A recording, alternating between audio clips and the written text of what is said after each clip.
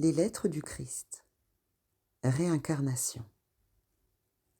Lorsqu'une âme est prête à entrer dans la vie terrestre, pour sa prochaine période d'apprentissage terrestre, elle est attirée vers le ou les parents qui offrent les conditions lui permettant de réaliser l'étape suivante de son évolution spirituelle. Au moment de la conception, la vieille âme infuse sa conscience personnelle de ses vies antérieures et de sa progression spirituelle passée dans le processus de la conception, et elle devient l'âme de l'ovule fertilisé. Certaines mères sont presque immédiatement conscientes d'une conscience étrangère en elles. La nouvelle conscience que la mère reçoit en son sein affecte parfois profondément le cours de sa pensée, sa grossesse et son état de santé. Une fois l'enfant né, la mère sent qu'elle retourne à son soi normal. Les mères sensibles font souvent l'expérience d'une prise de conscience de la direction que prendra la vie de leur enfant et peuvent croire que ce discernement provient de ce qu'elles-mêmes souhaitent pour l'avenir de leur enfant. La réincarnation n'est ni aléatoire ni incohérente. Un plan détermine son action.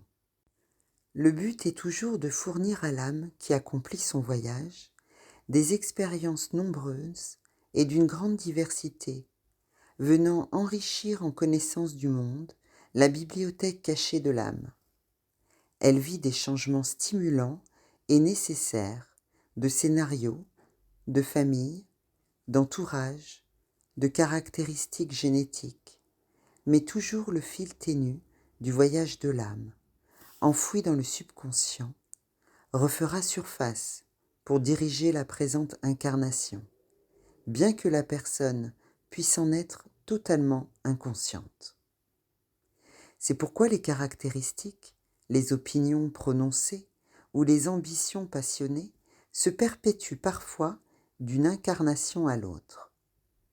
Les ambitions formulées au cours d'une incarnation peuvent ne se manifester avec succès que dans l'incarnation suivante, et dans des conditions entièrement différentes. Dans de tels cas, l'âme devra attendre que l'état du monde favorise le succès de ses ambitions cachées pour renaître. Imaginez maintenant une âme plongeant dans un bassin de teinture rouge. Elle en émerge rouge vif, s'incarne en personne rouge, aux tendances raciales innées rouges, reçoit dès son enfance une éducation de rouge.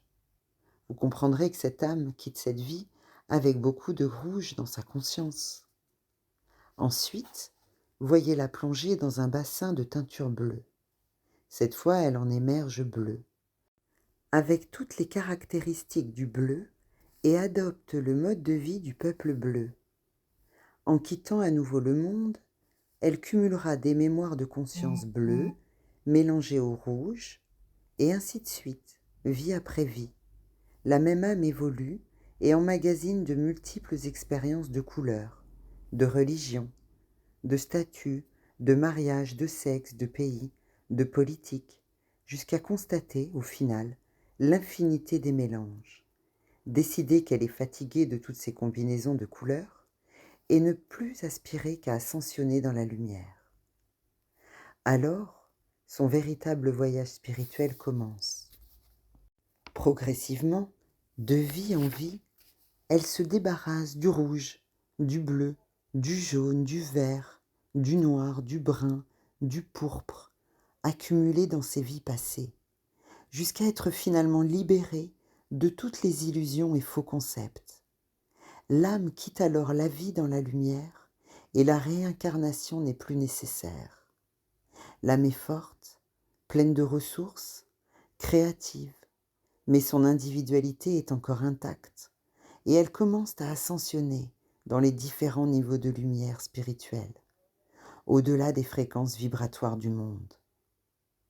Je l'ai dit dans cette lettre et vous le redis, je suis constamment avec vous, irradiant la vérité de l'être dans les consciences.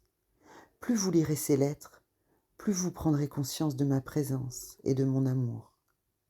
À travers notre contact, mes intentions pleines d'amour pour vous s'accompliront. Vous seul pouvez rompre le contact. J'irradie l'amour vers vous, que vous puissiez ou non le ressentir.